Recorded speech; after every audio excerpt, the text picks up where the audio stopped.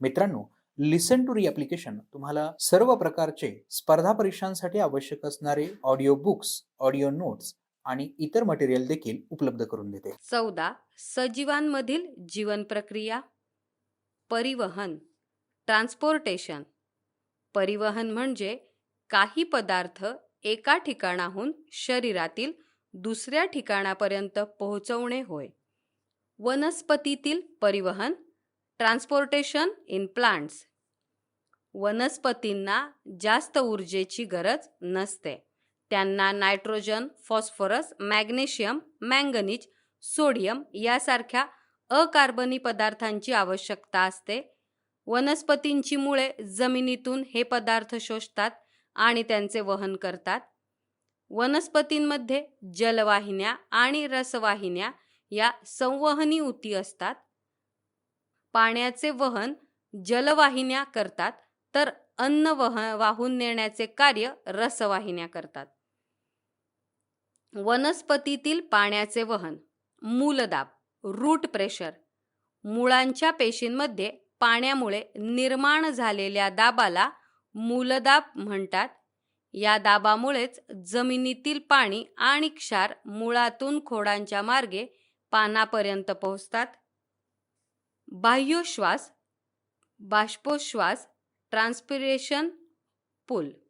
वनस्पतीच्या पानांवरील पर्णरंध्रातून बाष्पाच्या स्वरूपात पाणी बाहेर टाकले जाते. यालाच बाष्पोत्सर्जन असे म्हणतात. बाष्पोच्छ्वासामुळे पाणी व खनिजे शोषले जाऊन ते इतर भागांना पोहोचवणे शक्य होते. मूलदाबामुळे रात्रीच्या वेळी पाणी वर पाठवण्याचे कार्य घडून येते. वनस्पतीतील अन्न तसेच इतर पदार्थांचे परिवहन. पानांमध्ये तयार झालेले अन्न वनस्पतींच्या इतर पेशींकडे पाठवणे तसेच जास्तीचे अन्न मुळात, फळांमध्ये आणि बियांमध्ये साठवणे म्हणजेच पदार्थाचे स्थानांतरण होय. रसवाहिन्यांच्या साहाय्याने हे कार्य दोन्ही दिशेला घडून येते. पदार्थांच्या स्थानांतरणासाठी ऊर्जेची गरज असून ती ऊर्जा ATP पासून मिळते. उत्सर्जन, एक्सक्रिएशन. उत्सर्जन म्हणजे टाकाऊ तसेच घातक पदार्थ शरीराच्या बाहेर टाकण्याची क्रिया होय. सजीवांच्या शरीरात चयापचय क्रियांमुळे विविध टाकाऊ व घातक पदार्थ तयार होत असतात. उदाहरणार्थ युरिया, युरिक आम्ल, अमोनिया. वनस्पतीतील उत्सर्जन, एक्सक्रिएशन इन प्लांट्स. वनस्पतींमध्ये टाकाऊ पदार्थ बाहेर टाकण्यासाठी विशिष्ट उत्सर्जन अवयव किंवा संस्था नसते. त्यांच्यात विसरणाद्वारे वायुरूप पदार्थ उत्सर्जित केला जातो. काही टाकाऊ पदार्थ वनस्पतींच्या पानातील रिक्तिका, फुले, फळे आणि खोडाच्या सालीत साठवले जातात. काही कालावधीनंतर हे अवयव गळून पडतात किंवा झडतात. याशिवाय इतर टाकाऊ पदार्थ राळ आणि डिंकाच्या स्वरूपात जुन्या जलवाहिन्यात साठवतात. सुरण किंवा अळूच्या पानात सुईच्या आकाराचे रेफॉइड्स असतात. ते त्वचेवर टोचल्यास खाज येते. रिफॉइड्स म्हणजे कॅल्शियम ऑक्झॅलेटचे स्फटिक होय. आमचे असेच ऑडिओ लेक्चर ऐकत राहण्यासाठी तुम्ही या ऑडिओ सोबतच्या लिंकवर क्लिक करून प्ले स्टोअरवरून आपले ॲप्लिकेशन डाउनलोड करू शकता. मानवातील उत्सर्जन. Excretion in human beings. चयापचय क्रियेत तयार झालेले टाकाऊ पदार्थ शरीराबाहेर टाकण्याची क्रिया म्हणजेच उत्सर्जन होय. मानवी उत्सर्जन संस्थेतील अवयव. वृक्काची जोडी, पेअर ऑफ किडनी. मूत्रवाहिनीची जोडी, पेअर ऑफ युरेटर्स. मूत्राशय, युरिनरी ब्लॅडर. मूत्रोत्सर्जक नलिका, युरेथ्रा. वृक्क. आपल्या शरीरात घेवड्याच्या बियांच्या आकारासारखी 2 वृक्क असतात. त्यापैकी उजवे वृक्क डाव्या वृक्कापेक्षा थोडे खालच्या बाजूला असते. वृक्कामुळे रक्तातील टाकाऊ पदार्थ आणि घातक पदार्थ गाळले जाऊन मूत्र तयार होते. नेफ्रॉन वृक्कामध्ये गाळण्याची मूलभूत क्रिया करणारा घटक म्हणजे नेफ्रॉन नलिका होय. प्रत्येक वृक्कामध्ये सुमारे 10 लाख नेफ्रॉन नलिका असतात. बोमन्स संपुट नेफ्रॉनमध्ये कपाच्या आकाराचा तसेच पातळ भित्तिका असलेला भाग म्हणजे बोमन्स संपुट होय. ग्लोमेरुलस बोमन्स संपुटात असलेले रक्तकेशिकांचे जाळे यकृतात तयार झालेला युरिया रक्तात मिसळतो व ते रक्त ग्लोमेरुलसमध्ये जाते. तेथील रक्तकेशिकांमधून ते रक्त गाळले जाऊन युरिया व इतर पदार्थ वेगळे होतात. वृक्कात प्रतिदिन सुमारे 190 लिटर रक्त गाळले जाते, ज्यातून 1 ते 1.9 लिटर मूत्र निर्मिती होते. तसेच उरलेले द्रव पदार्थ पुन्हा रक्तात शोषले जातात. मूत्र निर्मिती बोमन्स संपुटातील द्रव नंतर नेफ्रॉन नलिकेत जाते. निकटची संचलित नलिका हेनलेचा लूप, दूरस्थ संचलित नलिका आणि संचयी नलिका हे नेफ्रॉन नलिकेचे 4 भाग आहेत. नेफ्रॉन नलिकेत पाणी तसेच उपयुक्त रेणूंचे पुन्हा रक्तात अवशोषण केले जाते व उरलेले टाकाऊ पदार्थ संचयी नलिकेतून पुढे जाऊन त्या द्रवापासून मूत्र तयार होते. वृक्कात तयार झालेले मूत्र मूत्रवाहिनीमार्फत मूत्राशयात पाठवले जाते. मूत्राशयाच्या स्नायूवर ऐच्छिक चेतापेशींचे नियंत्रण असते. त्यामुळे आपण मूत्रविसर्जनावर नियंत्रण ठेवू शकतो. मूत्राशयातून मूत्रोत्सर्जन मार्गातून मूत्र बाहेर टाकले जाते. रक्त व्याश्लेषण वृक्कांची कार्यक्षमता कमी झाल्यास किंवा वृक्क निकामी झाल्यास विषारी द्रव्यांचा शरीरात संचय होऊन मृत्यू होऊ शकतो. या स्थितीमध्ये कृत्रिम उपकरणाच्या सहाय्याने रक्तातील नायट्रोजनयुक्त टाकाऊ पदार्थ वेगळे केले जातात. या क्रियेलाच रक्त व्याश्लेषण म्हणतात. समन्वय कोऑर्डिनेशन नियंत्रण सजीवातील विविध क्रियांचे पद्धतशीर नियमन म्हणजे नियंत्रण होय.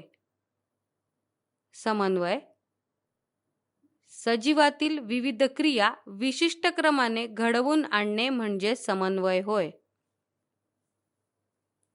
समस्थिती उत्कृष्ट कार्यशीलतेसाठी सजीवांच्या विविध संस्थांच्या योग्य समन्वयाने स्थिर अवस्था राखली जाते.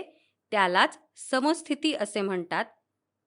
वनस्पतीतील समन्वय कोऑर्डिनेशन इन प्लांट्स वनस्पतीतील हालचाली प्रामुख्याने संवेदनेला दिलेल्या प्रतिसादाच्या स्वरूपात असतात. अनुवर्तन ट्रोपिझम किंवा अनुवर्ती हालचाल ट्रॉपिक मूव्हमेंट बाह्य संवेदनेस प्रतिसाद म्हणून वनस्पतीच्या एखाद्या भागाची हालचाल किंवा वाढ होणे म्हणजे अनुवर्तन.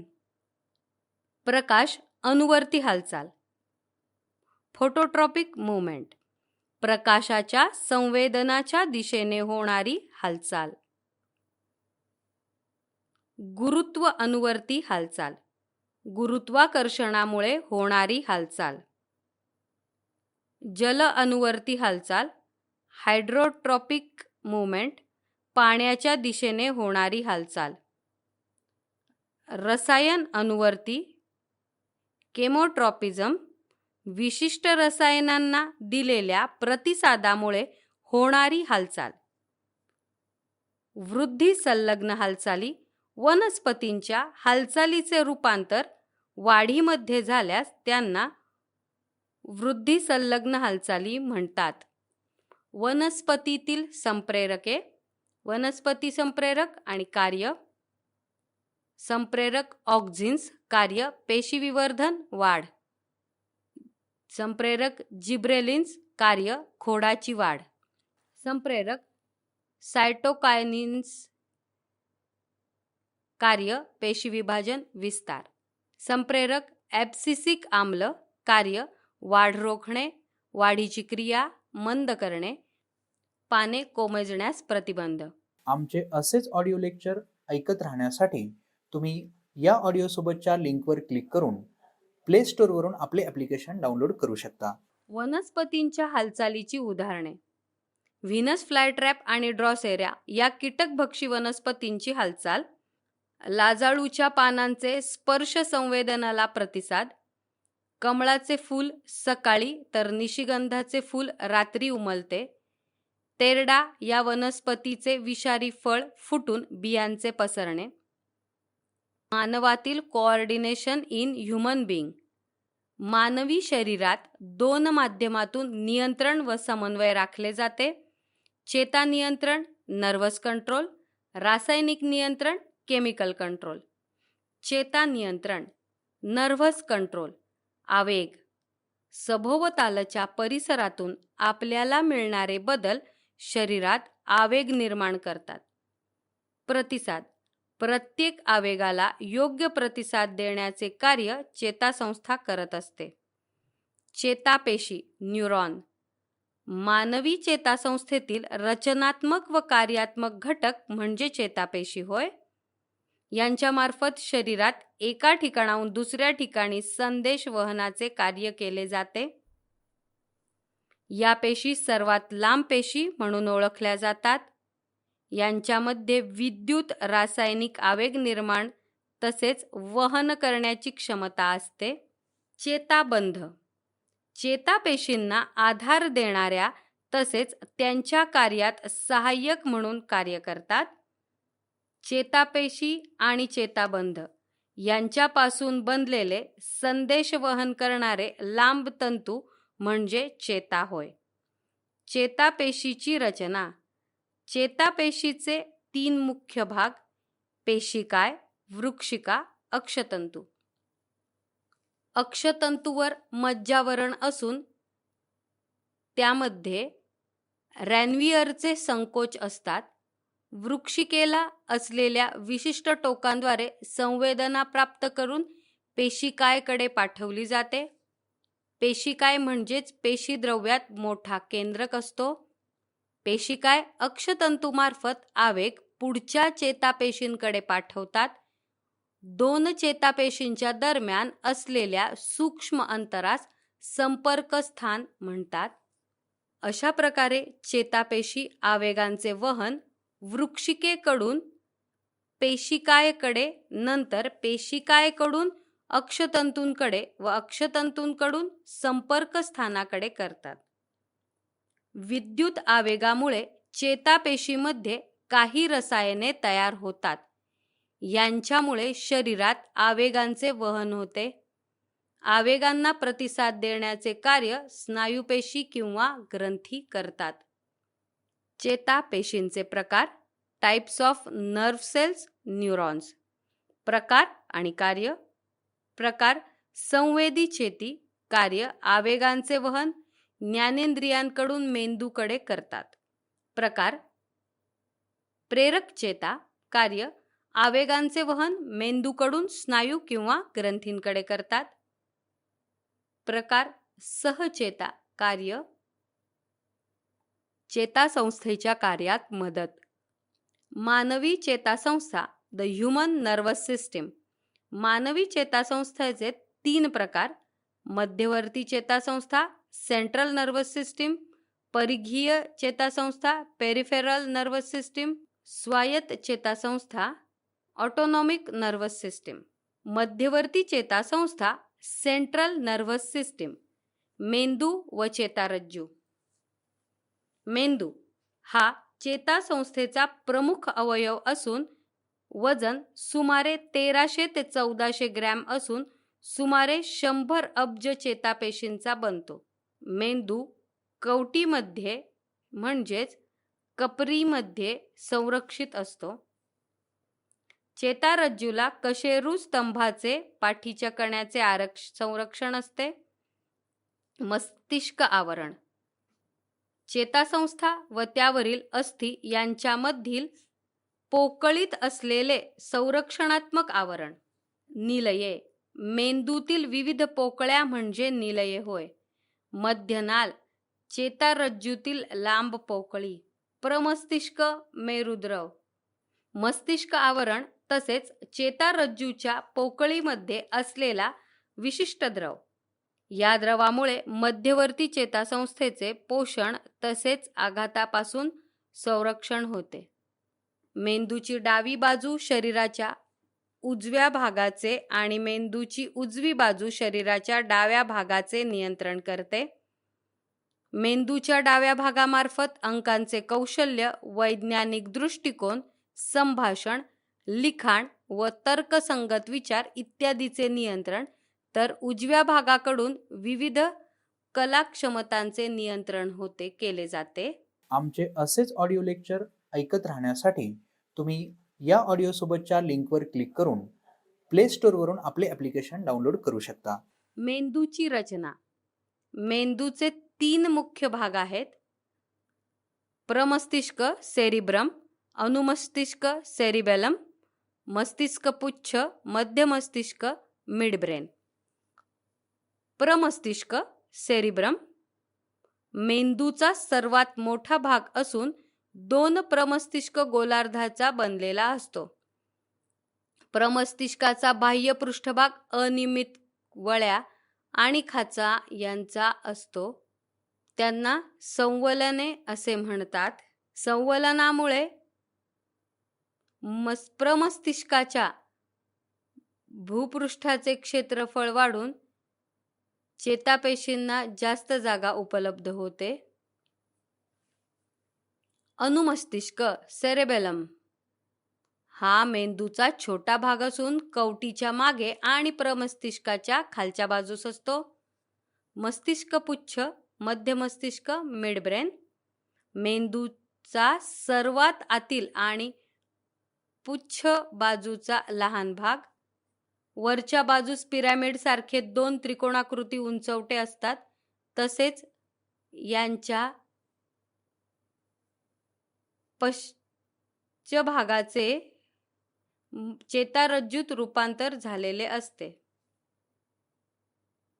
मेरुरज्जू, चेतारज्जू, स्पायनल कॉर्ड. कशेरू स्तंभामध्ये स्थिर असलेला चेतापेशींचा जाडसर असून टोकाकडते निमुळता झालेला असतो. यालाच अंत्यतंतू म्हणतात.